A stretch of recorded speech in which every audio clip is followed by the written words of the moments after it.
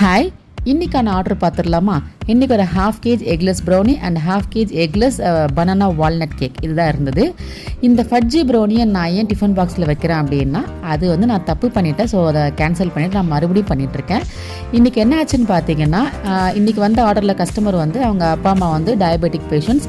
So half சுகரில் தான் எனக்கு வேணும் எக்லெஸ் ப்ரௌனி அப்படின்னு சொல்லியிருந்தாங்க. நான் எல்லாமே ஹாஃப் சுகர் போட்டு கரெக்டாக தான் பண்ணியிருந்தேன். பட் பழக்க தோஷத்தில் நான் பெரிய பெரிய சாக்லேட் பீசஸாக லோட் பண்ணிட்டேன். ஸோ அது வந்து இனிப்பு அதிகமாக இருந்தால் எங்கள் ஹஸ்பண்ட் பார்த்துட்டு இது வந்து ஹாஃப் சுகர் தான் கேட்டிருந்தாங்க, நீ இவ்வளோ பெரிய சாக்லேட் பீசஸ் லோட் பண்ணியிருக்கே அப்படின்னு சொல்லிட்டாங்க. ஸோ எனக்கு ரொம்ப சங்கடமாயிடுச்சு. சரி, ஓகே, அதை நம்ம சாப்பிட்டுக்கலான்னு சொல்லிட்டு வச்சுட்டு நான் அகைன் மறுபடியும் அவங்களுக்கு ஃப்ரெஷ்ஷாக பண்ணிட்டேன். எல்லாமே ஹாஃப் சுகர் போட்டு நான் வந்து பேட்டர் ப்ரிப்பேர் பண்ணிகிட்ருக்கேன். எக்குக்கும் எக்லெஸ்க்கும் பார்த்தீங்கன்னா, எக்குக்கு சப்ஸ்டியூட்டாக நம்ம வந்து கண்டென்ஸ்டு மில்க்கு, அப்புறம் வந்து கொஞ்சமாக வந்து கார்ன்ஃப்ளவர் சேர்க்கணும், அதுக்கப்புறம் கொஞ்சம் வாட்டர் சேர்க்கணும். இந்த மாதிரி நிறைய ப்ராசஸ் இருக்குது இதில் எக்லெஸில்.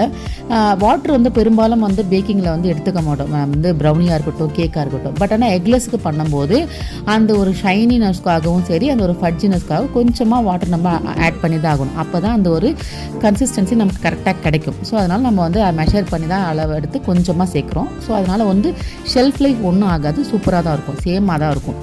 ஸோ இதை நான் வந்து ப்ரிப்பேர் பண்ணி பேட்டர் ப்ரிப்பேர் பண்ணி ஓடிஜியில் வச்சுட்டு அடுத்து நான் அகைன் உடனே வந்து பனானா வால்நட் கேக் வந்து நான் ப்ராசஸ் ஸ்டார்ட் பண்ணிட்டேன்.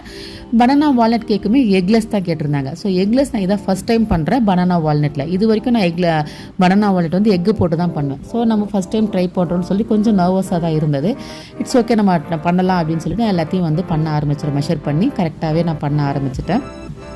ஸோ இது பார்த்திங்கன்னா, இங்கே பூனேயில் வந்து எக் பேஸஸை விட எக்லெஸ் தான் கொஞ்சம் அதிகமான ஆர்டர்ஸ் வரும். ஏன்னா இங்கே இருக்கிற எல்லாருமே ஜெயின்ஸ் அப்படிங்கிறதுனால ஸோ எது கேட்டாலும் எக்லெஸ் தான் வரும். நான் வந்து டீ ஷாப் கொடுக்குற கப் கேக்ஸாக இருக்கட்டும், டீ கேக்காக இருக்கட்டும், எல்லாமே வந்து எக்லெஸ் தான் கொடுப்பேன். ஏன்னா இங்கே இருக்கிற எல்லாருமே வந்து மேக்ஸிமம் வந்து எக்லெஸ் தான் விரும்புவாங்க. அதனால் நான் வந்து எக்லெஸ் எக் பேஸஸ் வந்து யாராவது ஒருத்தர் 2 பேர் அப்படி தான் கேட்பாங்க. இல்லை கொரியர் ஆர்டர் வரும் பார்த்தீங்களா, அதுதான் வந்து எக் பேஸஸில் வரும்.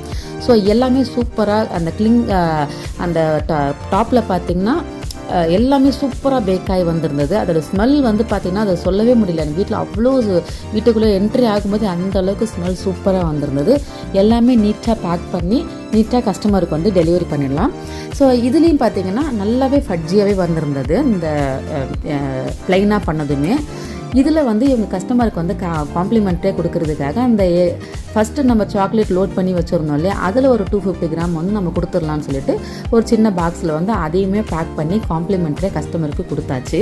ஸோ இதே மாதிரி எக் பேஸஸ் எக்லெஸ் எதுனாலுமே உங்களுக்கு தேவைப்பட்டுச்சுன்னா ஸ்க்ரீனில் நம்பர் கொடுத்துருக்கேன், வாட்ஸ்அப் பண்ணுங்கள். தேங்க்யூ.